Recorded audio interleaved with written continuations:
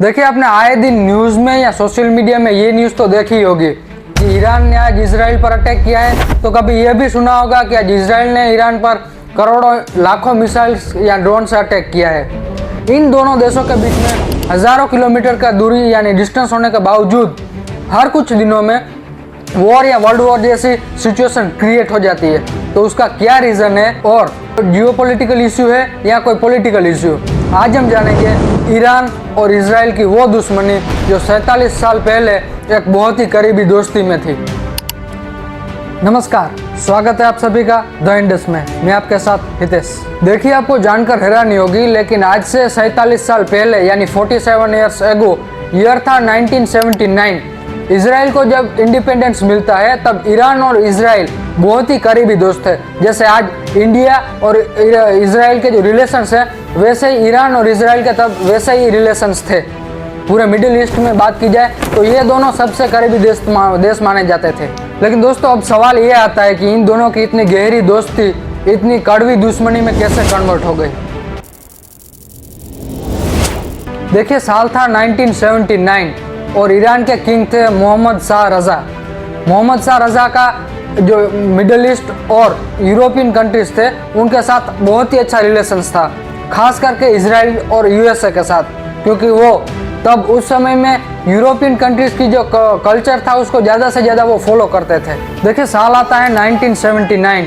Iran के अंदर Islamic revolution की शुरुआत होती है। शुरुआत यहाँ से होती है, वहाँ की सारी पब्लिक मोहम्मद रजा की और उसकी गवर्नमेंट के खिलाफ बहुत ही ज़्यादा प्रोटेस्ट करना शुरू कर देती है।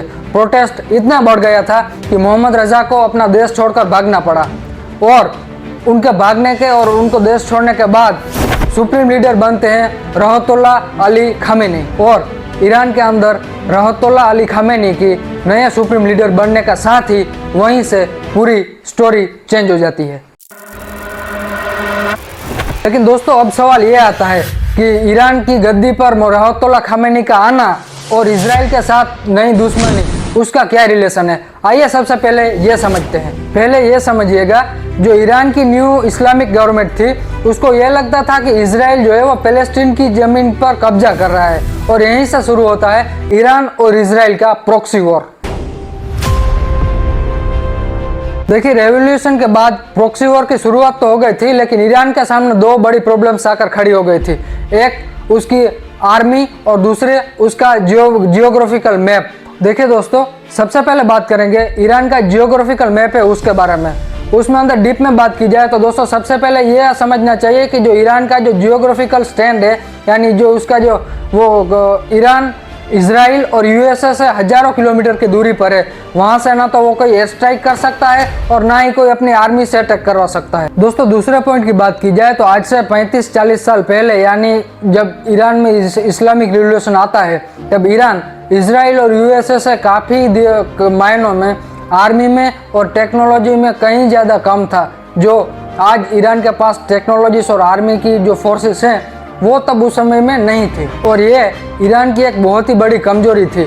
लेकिन वहीं से ईरान एक नई स्ट्रेटेजी वॉर के लिए बनाता है। देखिए दोस्तों, ईरान ये तय करता है कि वो कोई भी युद्ध या कोई भी वॉर अपने देश की बॉर्डर से नहीं लड़ेगा, बल्कि लड़ेगा वहाँ से जो इजराइल और यूएसए के पास के जो छोटे छोटे देश हैं वहाँ पर अपनी आर्मी के बटालियंस को तैयार करेगा। और इस नेटवर्क की सबसे बड़ी कड़ी और सबसे महत्वपूर्ण जो लोकेशन है वो बनता है लेबनान का हिजबुल्लाह।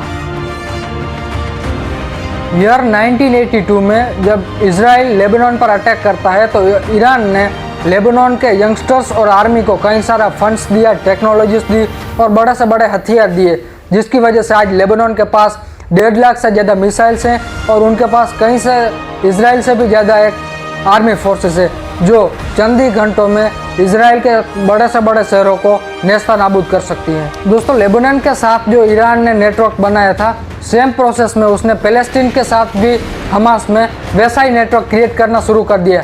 हालांकि पैलेस्टीन एक सुन्नी मुस्लिम देश है, फिर भी वो पर्टिकुलर टाइम में वो ईरान के साथ था और इजराइल के खिलाफ। उस टाइम पैलेस्टाइन हमास के साथ जो ईरान की धार्मिक दूरियां थी उसको भुलाकर आर्मी के लिए यानी कि पैलेस्टीन हमास की आर्मी के लिए करोड़ों डॉलर्स की टेक्नोलॉजीज दी और आर्मी को बहुत ही ज़्यादा से ज़्यादा फंड्स दिया ताकि वो इजराइल के सामने डटकर यानी लड़कर खड़ी रह सके। 7 अक्टूबर 2023 इजराइल के ऊपर एक बड़ा सा अटैक लेबनान और पैलेस्टीन के द्वारा किया जाता है। कहा जाता है इसके पीछे ईरान की सालों की मेहनत, करोड़ों की आर्म्स सप्लाई और ट्रेनिंग थी।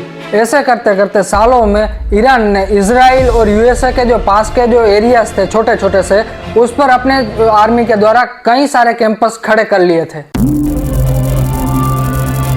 दोस्तों अब बात करते हैं उस पॉइंट की जिसके कारण इजराइल और यूएसए की नींद चैन सब कुछ खत्म हो गया है, यानी ईरान का न्यूक्लियर पावर प्लांट।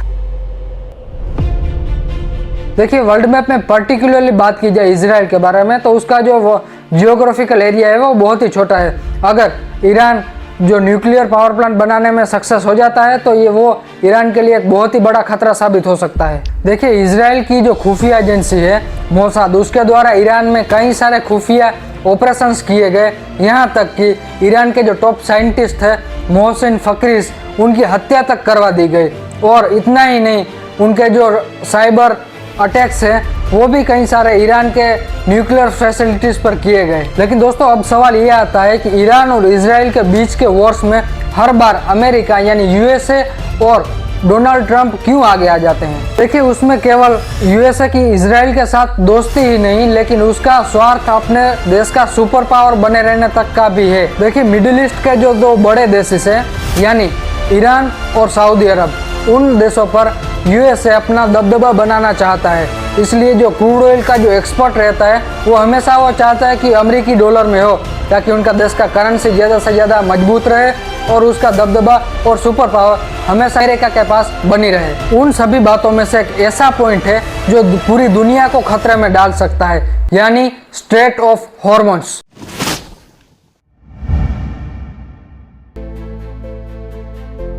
दोस्तों स्ट्रेट ऑफ हॉर्मोन्स एक ऐसी जगह है जो पूरी दुनिया का गला दबा सकती है। स्ट्रेट ऑफ हॉर्मोन्स से दुनिया का पूरा ग्लोबल मार्केट का 20% का क्रूड ऑयल वहां से इंपोर्ट एक्सपोर्ट होता है। उसी के कारण ईरान ने अभी जो फिलहाल में जो वॉर चल रही है उसके कारण स्ट्रेट ऑफ हॉर्मोन्स को बंद करके रखा है। और सबसे बड़ी बात यह है कि जो SOH है यानी स्ट्रेट ऑफ हॉर्मोन्स है वो पूरी तरह से ईरान के कंट्रोल में आता है और यह खतरा पूरी दुनिया के ग्लोबल मार्केट को बहुत ही बड़े डेंजरस सिचुएशन में लाकर खड़ा कर सकता है।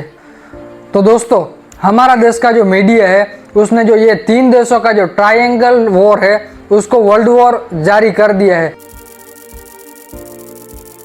लेकिन आपको क्या लगता है कि ईरान, इजराइल और यूएसए का जो वॉर चल रहा है वो आगे जाकर कुछ नया मोड़ लेगा या यहाँ से ही जो वो कोल्ड वॉर में ट्रांसफ़र हो जाएगा? अपनी राय जरूर कमेंट में बताइएगा। और ये वीडियो आपको अच्छी लगी हो तो वीडियो को लाइक कीजिएगा, वीडियो को अपने दोस्तों को शेयर कीजिएगा और द इंडस चैनल को सब्सक्राइब कीजिएगा ऐसे ही नए और करंट अफेयर्स के वीडियो को देखने के लिए।